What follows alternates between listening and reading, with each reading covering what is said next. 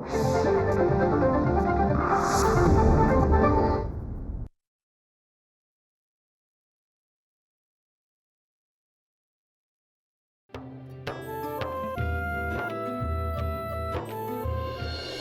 काय झालंय की तू साखरपुड्याला नाही म्हणतोस? हो बाळा, तुझं तर रोशनीवर खूप प्रेम आहे ना, मग अचानक? मला रोशनीशी साखरपुडा नाही, सरळ लग्नच करायचंय.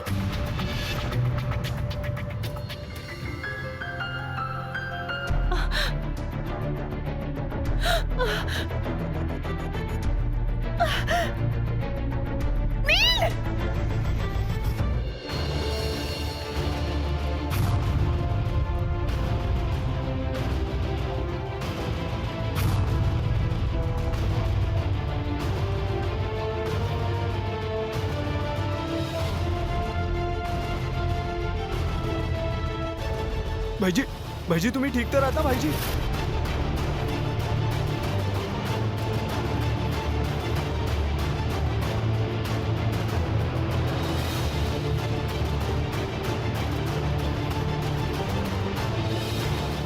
रोशनी, ए रोशनी.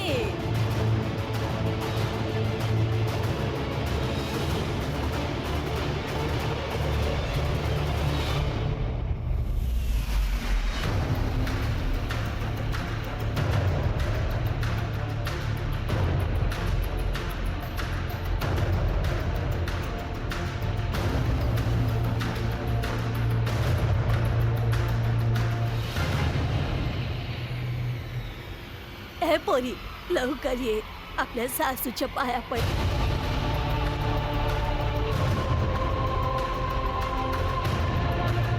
अगं म्हणतात ना, माता राणी आपल्या भक्तांना कधीच निराश नाही करत. 4 दिवसानंतर मला ह्यांचा साखरपुडा करायचा होता. मग सगळ्यांनी विचार केला की इतक्या वर्षांपासून ह्यांचं लग्न ठरवलंय, मग का नाही आपण ह्यांचं लग्नच लावून टाकावं. तसंही हे दोघं दिवसभर एकत्रच असतात, म्हणून अशात लवकरात लवकर लग्न लावून देणंच चांगलंय. अगं रोशनी, तू थांब.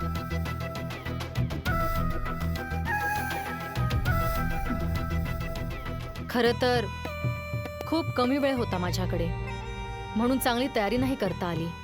पण मी पूर्ण प्रयत्न केलाय की आपल्या एकुलत्या एका सुनेसाठी काही कमी पडायला नको.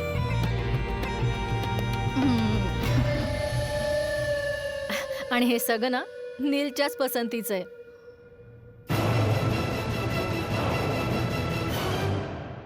अरे वा. हे घे रोशनी, सौभाग्याचं लेणं.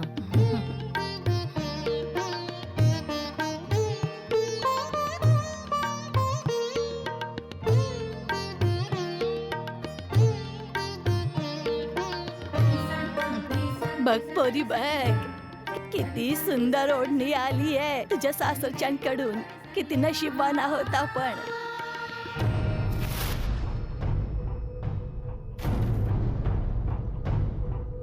किती छान बोललीस तू आई. आपण तर आहोतच नशीबवान, पण हिचं भाग्य तर हे बघ.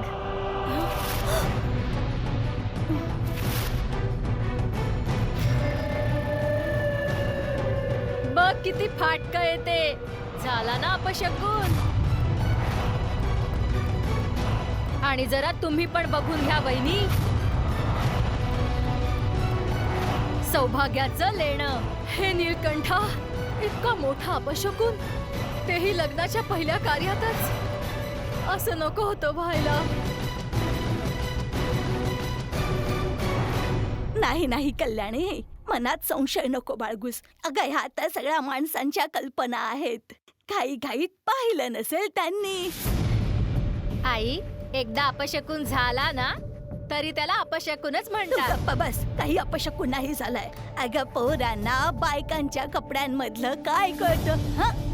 नसेल कळलं बिचाऱ्याला. हो हो कमो, काकी अगदी बरोबर बोलतायत. चला हे सगळं सोडा. आता हे बघा, बघा माझ्या सुनेच्या कानात हे झुमके कसे दिसतील.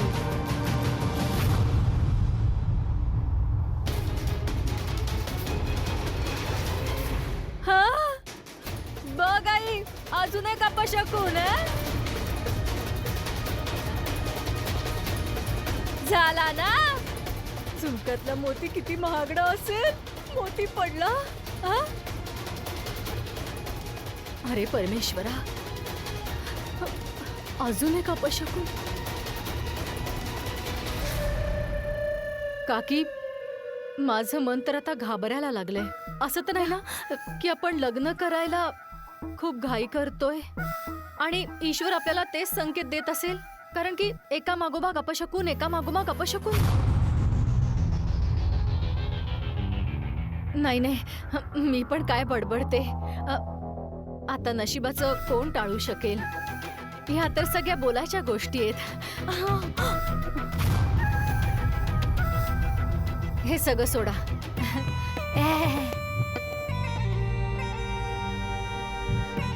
हा काकी, हे घ्या. हा हळदीचा लेप आहे. तसं तर मी नीलला बोलले होते की हळद लग्नाच्या दिवशीच न्यायची असते, पण हट्ट करायला लागला आणि माझ्याकडून हा लेप बनवून घेतला. घ्या ना.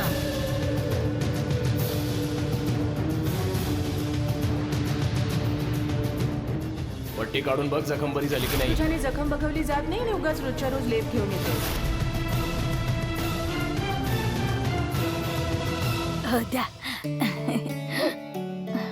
आता फक्त लवकरात लवकर सुरेंद्र भाऊ बरे होऊ देत.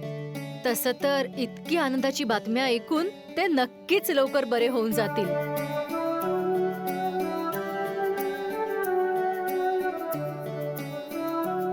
अगं कमो, अगं नुसतीच उभी कायस. जाऊन काही गोडधोड घेऊन ये. अगं कल्याणीचं तोंड गोड कर. आई, तू तर अगदी माझ्या मनातलंच बोललीस. अगं वहिनींचं तोंड तर गोड केलंच पाहिजे ना, कारण वहिनी ह्या दिवसाचं स्वप्न कित्येक दिवसांपासून बघत होत्या. हो ना वहिनी. आणते. हा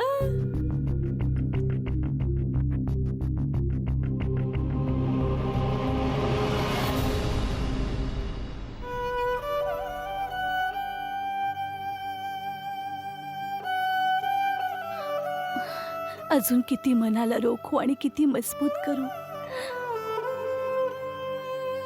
आता अजून स्वतःला नाही रोखू शकत मी. आता इतक्या वर्षांनी ही गोष्ट उघडकीस आलीच आहे. तर एका आईने स्वतःच्या मुलीची चौकशी करणं चुकीचं ठरेल आणि मी स्वतःला का रोखते, जेव्हा नशीब स्वतःहून मला ही संधी देते. तर मी का स्वतःला रोखते माझ्या मुलीकडे जाण्यापासून? का?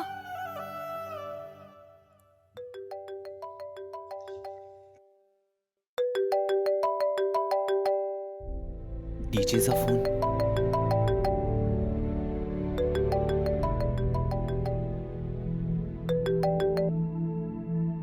हॅलो. हे डीजे. आज तुझं कॉम्पिटिशन होतं ना? हो डीजे. सगळं व्यवस्थित झालं ना? डीजे, आयुष्य नेहमी नव्या वळणावर का नेऊन सोडतं? आजही असंच काहीसं घडलं. बट एनिवेज, मी लवकरच परत येतोय. कर्नालच्या गोष्टी कर्नालमध्येच राहतील. पण बाळा, एक गोष्ट कधीच तुझा पाठलाग नाही सोडणार. तो उद्देश ज्यासाठी तू कर्नालला गेला होतास,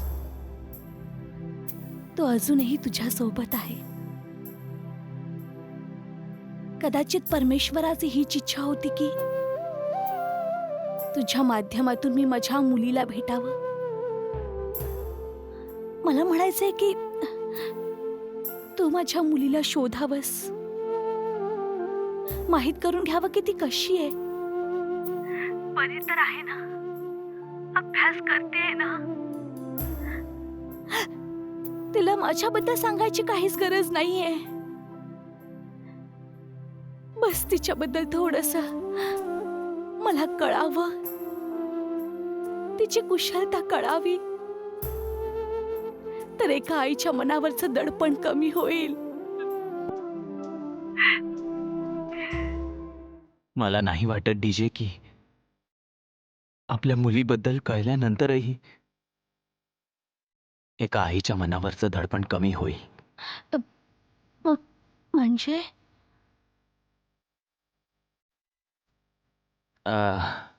मला असं म्हणायचंय की मी तुम्हाला 2 गोष्टी तुमच्या मुलीबद्दल सांगितल्या तरी त्यानंतर काय तुम्ही स्वतःला रोखू शकाल, आणखीन जाणून घ्यावं असं वाटेल ना. डीजे ही गोष्ट सगळ्यांना केवळ दुःखच दे, खास करून तुम्हाला. आणि मी तुम्हाला दुःखी नाही पाहू शकत मी तुम्हाला दुःखी. म्हणून सगळ्यांचं भलं यातच आहे की आपण या गोष्टी विसरून जाव्या. तू अगदी बरोबर बोलतोयस बाळा, अगदी बरोबर बोलतोयस. माहित नाही एका क्षणासाठी मी काय विचार करायला लागले. तू लवकरात लवकर आपलं काम संपवून आपल्या डीजे कडे परत ये. हो डीजे. बाय.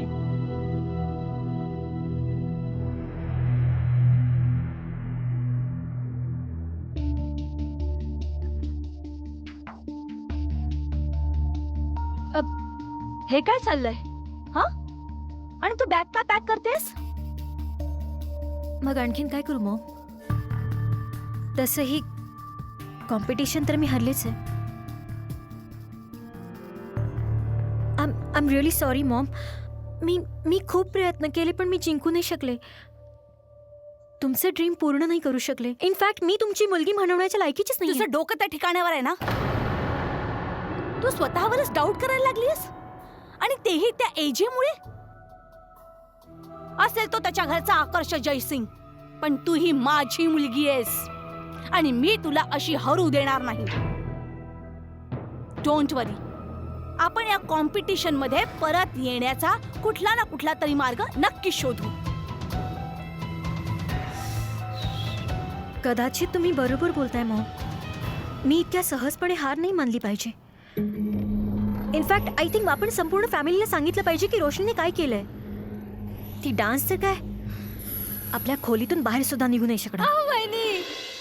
वहिनी, तुम्ही ती चॉकलेट खाता ना, ती बदामवाली जी तोंडात घालताच विरघळतात, मला ती चॉकलेट द्या ना. ते काय ना, मी स्वयंपाकघरात गेले होते, फक्त साखरच. पण गम्मू, तुला मिठाई कशाला हवी आहे? हो, ते तर मी तुम्हाला सांगायलाच विसरले. काहीही म्हणा, ही पोरगी नशीब काढून आलीये. बाप अजून धड बरा सुद्धा झाला नाहीये आणि 4 दिवसांनी रोशनीचं लग्न आहे.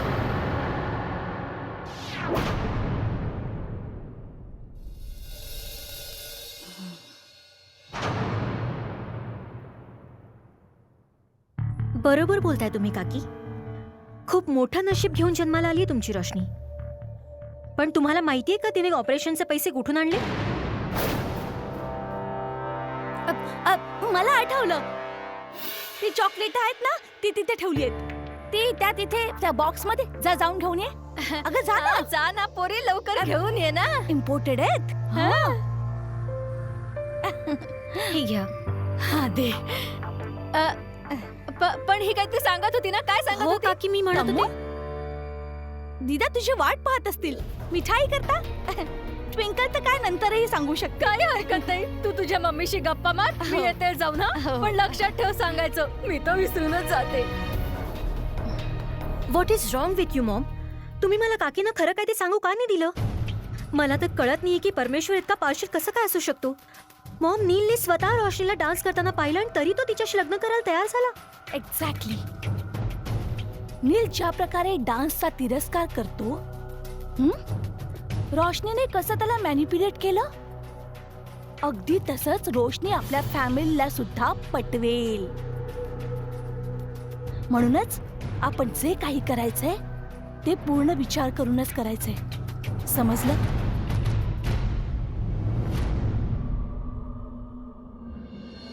तुमच्या सांगण्यावरूनच मी त्यांना बोलले होते की ती मुलगी मेलीये म्हणून, पण तुम्ही तर पैसे न देताच तिथून निघून गेलात. मी कुठे पळून चाले? मी म्हंटल ना तुम्हाला तुमचे पैसे मिळतील म्हणून.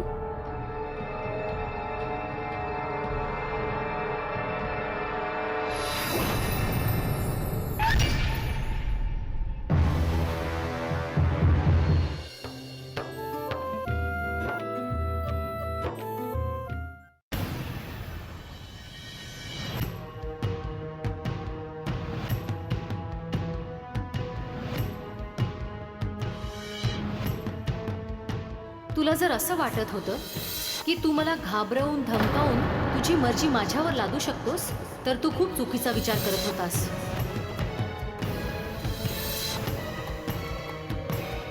एका रात्रीत खूप काही बदललंय. चहा आणलाय तुमच्याकरता. रूममध्ये येण्यास मनाई आहे ना, तर विचार केला डोअर नॉक करून डिस्टर्ब करावं. तुम्ही मला हॉस्पिटलमध्ये घेऊन गेलात आणि माझी इतकी चांगली ट्रीटमेंट करून घेतलीत, तर मी विचार केला की ह्या बदल्यात तुम्हाला थँक्यू म्हणावं. हे रेवाने दिलंय. काय हो, हे ठेवून घ्या. रेवाने पाठवलंय. ते काय होतंय मला? एका मुलीच्या विचारात मी इतकं कसं बोलू शकतो? नको म्हणताना सुद्धा सारखे सारखे तिचेच विचार मनात येत आहेत. मी म्हंटल ना तुला तुझे पैसे मिळतील म्हणून.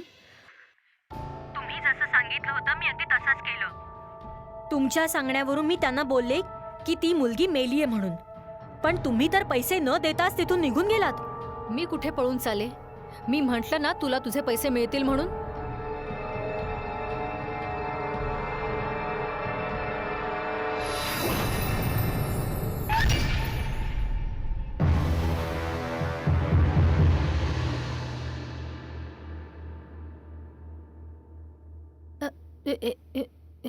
हे काय?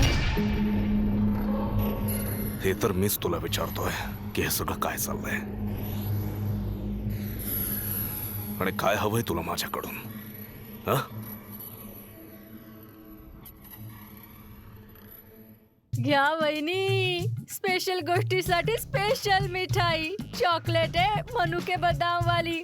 तसही वहिनी 4 दिवसांनी तुम्ही सासू व्हाल. हा, या दिवसाची तर तुम्ही किती वाट पाहत होतात ना. तुम्हाला तर खूप आनंद होत असेल नाही? घ्या, तोंड गोड करा.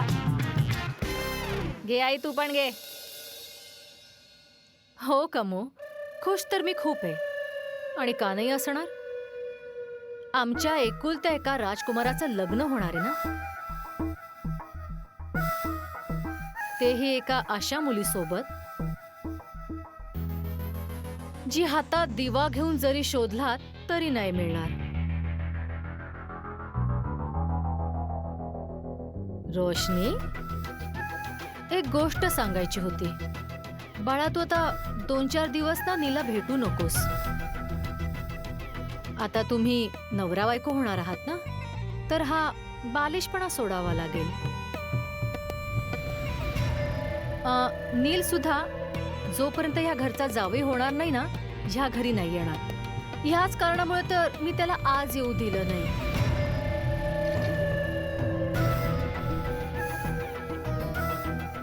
पोरी, आता तुम्हा दोघांचं आयुष्य नव्याने सुरू होणार आहे. ठीक आहे काकी.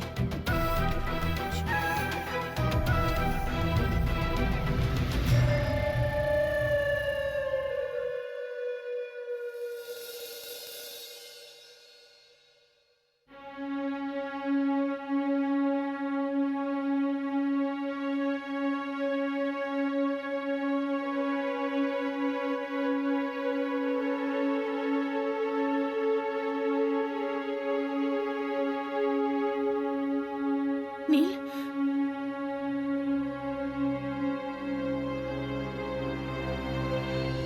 मी तर तुझा जीव घेतला असता, म्हणून तर तुझ्याशी लग्न करतोय, जेणेकरून तुझ्या आयुष्यात प्रत्येक दिवशी प्रत्येक रात्री तुला हाच अनुभव देत राहीन की मी तुला आधीच मारून टाकलं असतं तर चांगलं झालं असतं तुझ्यासाठी. नील, आपलं प्रेम इतकं कमजोर होतं की घुंगरांच्या आवाजात दबून गेलं.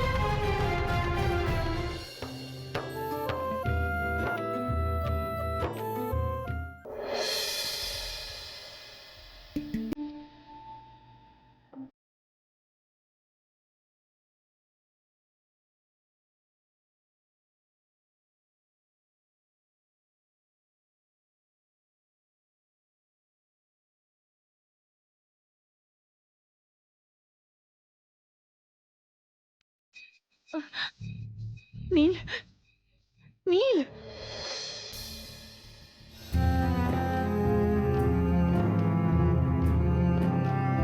हे सगळं काय चाललंय? तुला नक्की हवंय तरी काय? काय चाललंय तुझ्या मनात? काहीतरी बोल.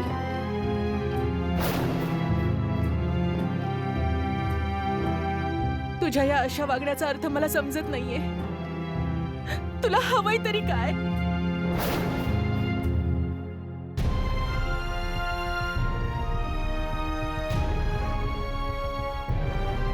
तुला समजून घ्यायचं ना मला काय हवंय. मला वाटतंय की माझ्या बंदुकीची गोळी तुझ्या डोक्यात घालावी. मला वाटतं की त्या जळत्या ओढणीसोबत तूही जळून राख व्हावंस. हेच हवंय मला.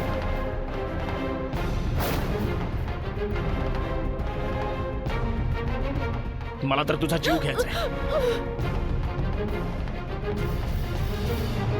पण मी असं नाही करू शकत कारण माझे हात बांधले गेलेत. म्हणूनच मी तुझ्याशी लग्न करतोय, जेणेकरून तुझ्या आयुष्यातल्या प्रत्येक दिवशी प्रत्येक रात्री मी तुला हाच अनुभव देत राहीन की मी जर तुझा जीव घेतला असता ना तर जास्त बरं झालं असतं तुझ्यासाठी.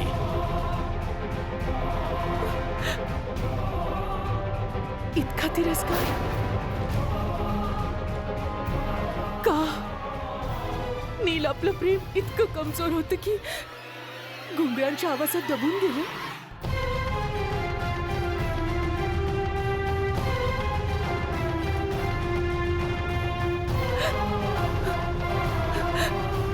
नील, आपल्यात आता काहीच उरलं नाही का?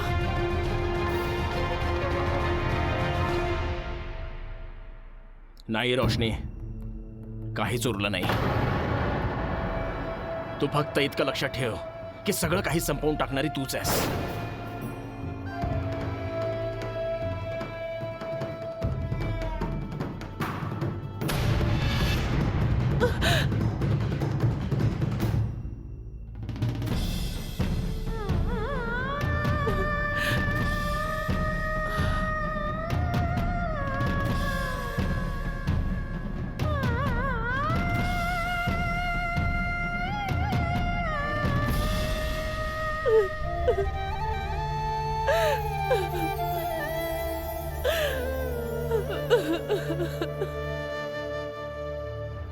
मी तुला आधी पण सांगितलं होतं ना की मी ह्या राऊंड नंतर माघार घेईन म्हणून. अच्छा, आणि आकाशला माघार घेऊ देईन. असं का बोलतीस ट्विंकल? आकाश असं का करतील? त्यांचा माझ्यावर काय 2.5 अधिकार? लाख देऊन त्याने तुला डान्स करायला लावला. आता हे नको बोलूस की तुला हे माहीतच नव्हतं की या राऊंड मध्ये जिंकल्यावर कोणतीही प्राइस मध्ये नव्हतीच कधी. माझ्या रोशनीला नाच गाण्यात खेचण्याची हिंमतच कशी केलीस तू?